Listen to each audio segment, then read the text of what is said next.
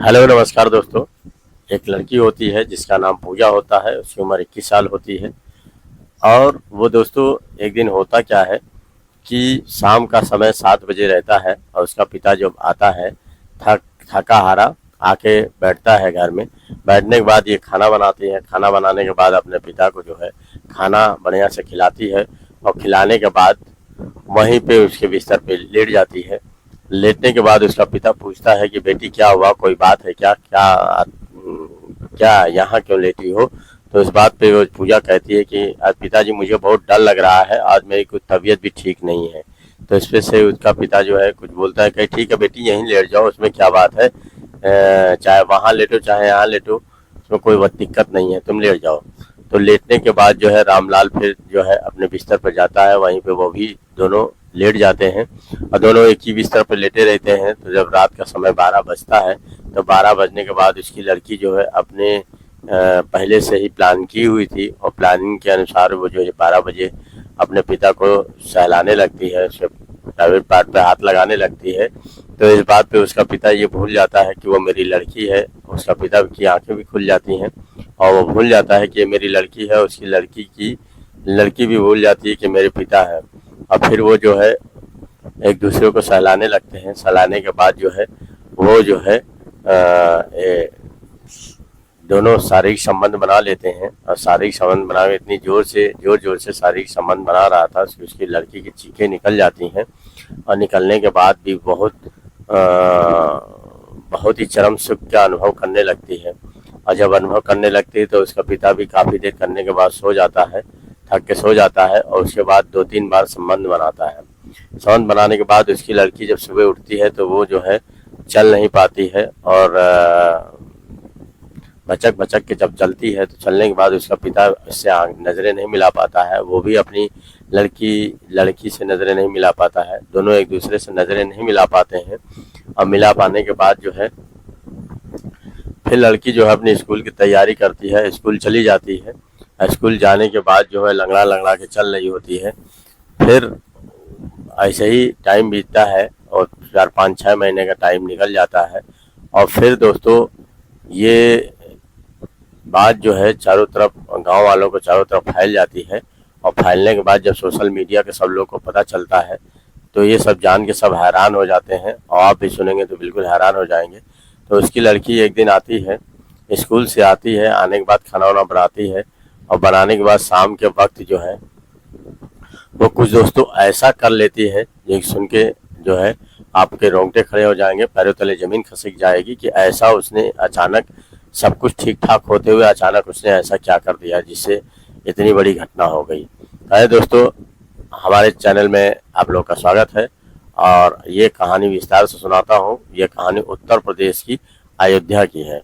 वहाँ पे एक दो दंपति रहते थे जिनकी बड़ी लड़की का जो नाम पूजा होता है। उसकी एक छोटी लड़की होती है जिसकी उम्र 13 साल होती है। पूजा की उम्र 21 साल होती है और उसका लड़का जो होता है उसकी उम्र 10 साल होती है।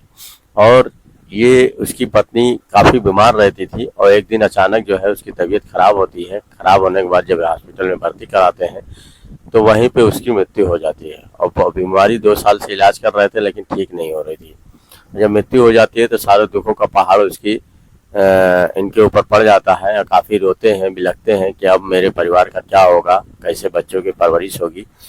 तो वो काफ़ी परेशान रहने लगते हैं और बहुत ही याद करते हैं कि अब कैसे परिवार चलेगा।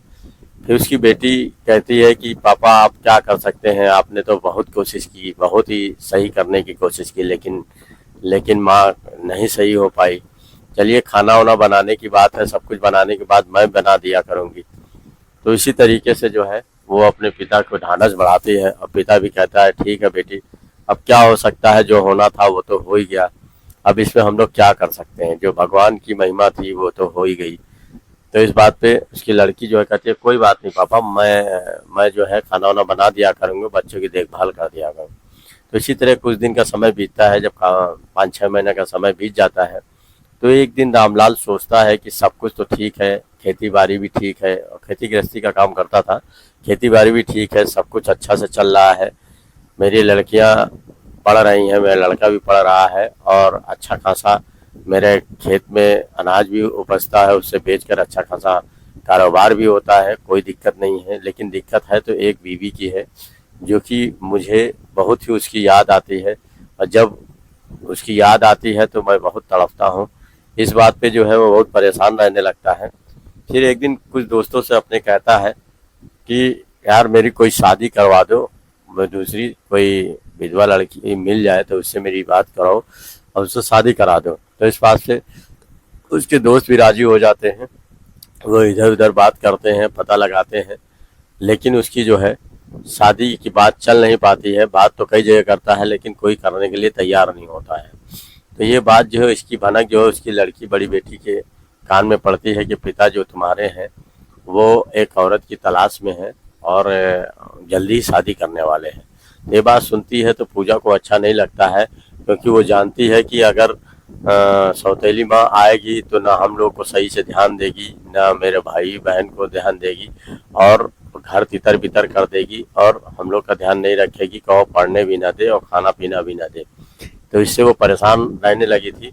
तो अपनी एक दोस्त होती है उस सालू, जिसका नाम सालू होता है, और उससे जाके बताती है कि देखो मेरे पिता जो है अब दूसरी शादी करने वाले हैं, अब मेरी समझ में नहीं आता है कि हम लोग की परवरिश कैसी होगी, दूसरी माँ आएगी तो क्या सलूक करेगी, कैसे हम लोग को रखेगी, कैसे खाना पीना खिलाएगी, कैसे क्या करेगी, हमें बहुत परेशान चल रहे हैं, कुछ सुझाव दो।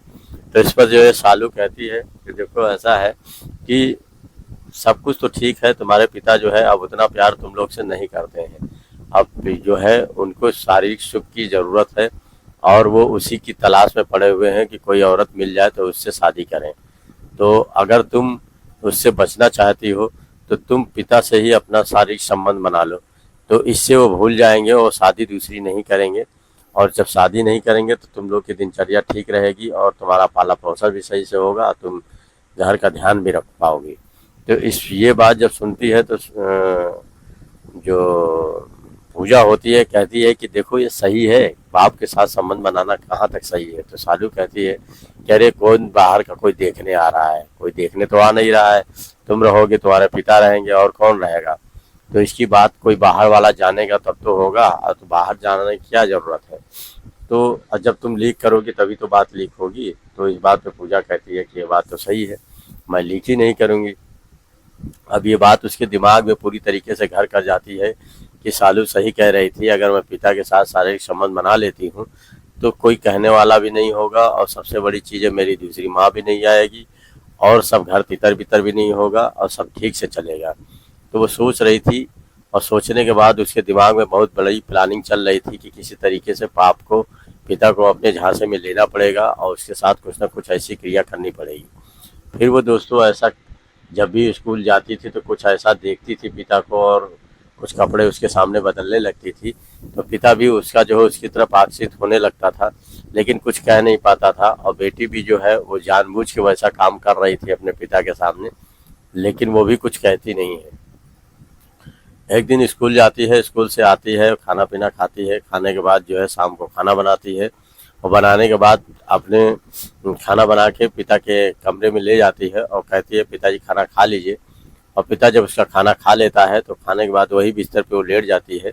लेटने के बाद पिता उसका कहता है क्या हुआ बेटी, कोई बात है क्या। तो वो कहती है आज मेरी तबीयत बहुत ख़राब है और मुझे जो है बहुत ही आज डर लग रहा है, तो आज मैं यहीं पे सो जाऊंगी। तो इसका पिता कहता है कोई बात नहीं बेटी, यहीं पे सो जाओ, उसमें क्या बात है, वैसे भी दो बच्चे तो वहाँ दूसरे कमरे में सो ही रहे हैं।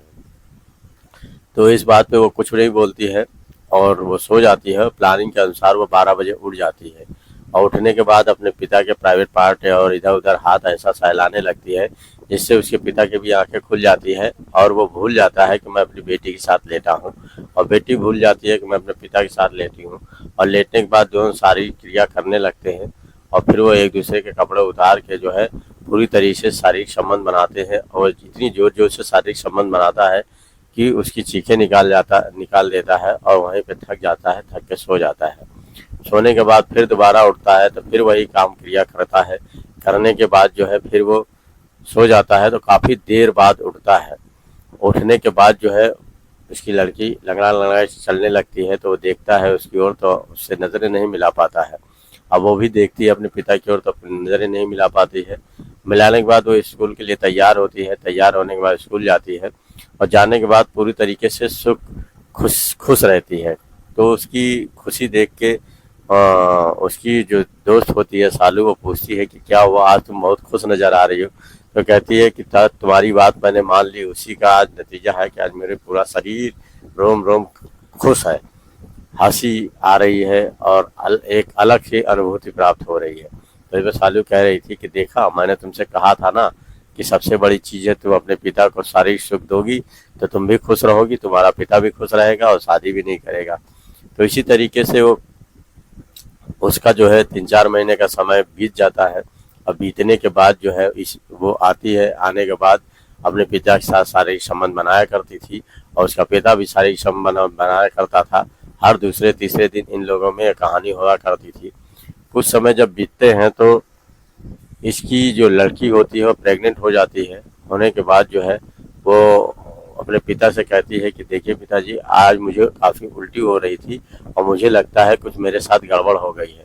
तो उसके पिता के जब सुनते हैं तो उनके पैरों तले ज़मीन खिसक जाती है कि ये चूक कैसे हो गई, और मैंने तुम्हारे ओर ध्यान नहीं दिया, तुमने भी ध्यान नहीं दिया। तो वो एक सरकारी डॉक्टर के साथ जाते हैं अस्पताल में और डॉक्टर को दिखाते हैं डॉक्टर को। तो वो बताती है कि ये 3 महीने की प्रेग्नेंट है और इसकी जो है हालत इसी वजह से ख़राब थी। तो ये जब सुनते हैं तो उस डॉक्टरनी से कहते हैं कि डॉक्टर साहब, ये किसी लड़के के साथ कोई गलत काम कर दिया है और इसको किसी तरीके से आप इसका बच्चा गिरा दीजिए और मैं बहुत आपका आभारी रहूँगा, क्योंकि हम लोगों के दिखाने के काबिल नहीं रहेंगे। तो काफ़ी मोटा पैसा लेती है। लेने के बाद जो है उसको कहती है कल लेके आना, मैं उसका अबॉर्शन कर दूँगी। तो फिर वो जो है दूसरे दिन ले जाते हैं लड़की को और वहीं पे जो है उसका अबॉर्शन करवाते हैं। तो अबॉर्शन करवाने के बाद उसको घर ले आते हैं तो कहते हैं देखो इसे ताकत की चीज़ खिलाना, क्योंकि जो है अभी इसकी उम्र, अभी ये जो है अबॉर्शन हुआ है तो इसे थकावट रहेगी। तो इस पर से जो है वो उसके लिए बहुत ध्यान रखते हैं और उसका फल फूल और खाने पीने का सब चीज़ का ध्यान रखते हैं, दवा पानी करते हैं। करने के बाद कुछ दिन बाद फिर वो अपनी सारी क्रिया चालू कर देते हैं और ये भी सेक्स करने लगती है अपने पिता के साथ। फिर कुछ दिन का समय बीतता है। बीतने के बाद जो है ये बात जो है बाहर वालों को जो पता चलती है तो सब जो है बहुत ही हैरान हो जाते हैं। और जब ये प्रेग्नेंट की बात जब चारों तरफ गांव में पता चलती है, सोशल मीडिया के माध्यम से इधर उधर जब पूरी अखबारों में जब पता चलती है, सबके पैरों तले ज़मीन खसक जाती है कि कोई बाप अपनी बेटी के साथ शारीरिक संबंध कैसे बना सकता है और कोई लड़की अपने बाप के साथ कैसे शारीरिक संबंध बना सकती है। इससे चारों तरफ गहमा गहमी हो जाती है और चारों तरफ चीटा कसी बात कसने लगते हैं। इससे उसकी लड़की जब इधर उधर की बात सुनती है तो बहुत ही परेशान हो जाती है। उसको समझ में नहीं आता है कि अब मैं बाहर निकलूं तो कैसे निकलूं, उसके और किसी से नज़रें नहीं मिला पाती है और डर डर के जाया करती है कि कोई हमसे पूछ ना बैठे कि आखिर तुम बाप के साथ कैसे संबंध बनाती हो। इससे वो बहुत ही शर्मसार रहती है और उसको समझ में नहीं आता है कि अब क्या करूं, अपने आप को कहाँ छुपाऊं और किस तरीके से अपने आप को रोकूं। ये तो चारों तरफ मेरी छिटाकसी बातें चल रही हैं और जिधर जाओ लोग मेरी ही बातें कर रहे हैं। ये तो बहुत गलत हो गया, मैं क्या सोची थी और क्या हो गया, ये तो सब मेरी कहानी का उल्टा हो गया। इससे मेरे पिता भी बदनाम हो जाएंगे और मैं भी बदनाम हो जाऊंगी। तो उसको समझ में नहीं आता है, वो बहुत परेशान रहने लगती है। वो जाती है एक दुकान से जो है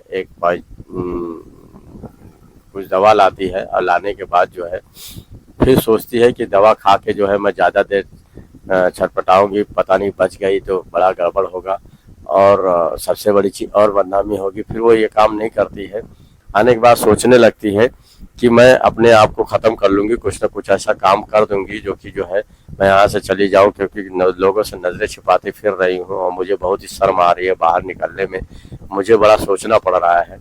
तो जाती है, जाने के बाद गुमसुम रहती है। रहने के बाद अपने पिता के खाना बनाती है, बनाने के बाद अपने पिता को खाना देती है और पिता उससे पूछता है बेटी कोई बात है क्या, क्यों आजकल मैं कई दिन से देख रहा हूँ बड़ा गुपचुप और बड़ा शांत रहती हो, कुछ बोलती नहीं हो। तो कुछ बोलती नहीं है, कहे नहीं पिताजी ऐसी कोई बात नहीं है। फिर वो शाम को जो है वही 8-9 बजे के करीब एक रस्सी लाती है और लाने के बाद अपने कमरे में जाती है और जाने के बाद वही कुछ बैठे बैठे सोचा करती है कि मैं कैसे करूं, क्या करूं, अब तो मेरी बदनामी होगी चारों तरफ, अब मुझे लोग चलने नहीं दे रहे हैं, मेरी पिता की बातें कर रहे हैं। फिर वो क्या करती है कि पंखे में एक रस्सा डालती है। रस्सा डालने के बाद एक स्टूल रखती है, स्टूल रख के जो है पंखे के ऊपर अपना गला फंसाती है और स्टूल नीचे गिरा देती है और वही फांसी के फंदे पर लटक जाती है। और लटकने के बाद जो है किसी को कुछ पता नहीं चलता है। और उसका पिता जब सुबह जब दरवाज़ा खटखटाता है तो देखता है तो उसकी लड़की फांसी के फंदे पर लटकी हुई है। वो ज़ोर ज़ोर से चिल्लाने लगता है। जब उसकी चिल्लाहट अगल बगल के आसपास के लोग सुनते हैं तो भाग कर आते हैं। आने के बाद जो है बहुत तेज़ी से लोग आपस में बात करते हैं, ये बात करते हैं कि लड़की और ऐसे नहीं मरी है, इसके बाप के साथ शारीरिक संबंध थे, इसी वजह से ये ऐसा कदम उठाई है। तो उसमें से एक होता है जो पुलिस को फ़ोन कर देता है और पुलिस तुरंत आ जाती है। और आने के बाद जो है उसका जो है इधर उधर पूछताछ करती है कि आखिर ये कैसे क्या हुआ। फिर वो उसको समझ में नहीं आता है पुलिस वालों को। फिर उसके बाप से पूछती है तो बाप भी कुछ बताता नहीं है। तो पुलिस क्या करती है कि उस पोस्टमार्टम को लाश को पोस्टमार्टम के लिए भेज देती है। और भेजने के बाद जो है वो रामलाल को पकड़ के थाने ले जाती है और ले जाने के बाद उससे पूछने लगती है। कहती है कि आखिर ये लड़की ने इतना बड़ा कदम कैसे उठाया, मैंने गांव वालों से सुना है कि तुम्हारे और इसके कुछ शारीरिक संबंध थे। इसमें से रामलाल कहता है कि साहब मैं आपसे क्या छुपाऊं, ये बात तो सही है, मेरी बीवी 2 साल पहले ख़त्म हो गई थी। इससे मेरी बेटी जो है एक दिन मेरे कमरे में आ जाती है और हमें जो है सहलाने लगती है और इससे शारीरिक क्रिया के लिए जागृत कर देती है। इससे मैं भी भूल जाता हूँ कि मेरी वो बेटी है, मैं उसका पिता हूँ। इससे हम दोनों में शारीरिक संबंध बन जाते हैं और फिर हम लोगों में कई बार शारीरिक संबंध बन जाते हैं। तो बनने के बाद मैं भूल जाता हूँ कि ये मेरी लड़की है, मैं उसका पिता हूँ और इस तरीके से ये गलत काम हमसे हो जाता है। मैं स्वीकार करता हूँ कि मुझसे गलत कार्य हुआ है। तो इस पर पुलिस कहता है कि देखो इसका मतलब ये नहीं कि तुम जानवर बन जाओगे और अपनी ही बेटी और अपने ही बच्चों के साथ ऐसा गलत काम करोगे। जो घिनौना काम तुमने किया है बहुत ही गलत किया है। एक पिता के नाम को शर्मसार तुमने कर दिया है, तार तार कर दिया है, बहुत ही गलत काम तुमने किया है।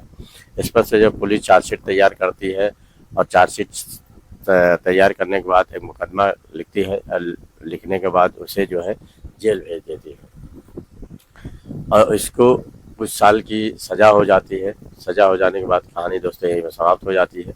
लेकिन दोस्तों मैं आप लोगों से कहना चाहता हूँ कि ये जो हुआ है घटना, ये किसी के साथ घटित हो सकता है कि बाप की जगह बाप है, बेटी की जगह बेटी है। कोई भी गलत काम अगर इस तरीके से करेगा तो उसका नतीजा एक दिन गलत ही होना है, क्योंकि हर चीज़ की एक सीमा होती है कि किसका क्या प्यार होता है, कौन किसके साथ क्या संबंध रखना चाहिए।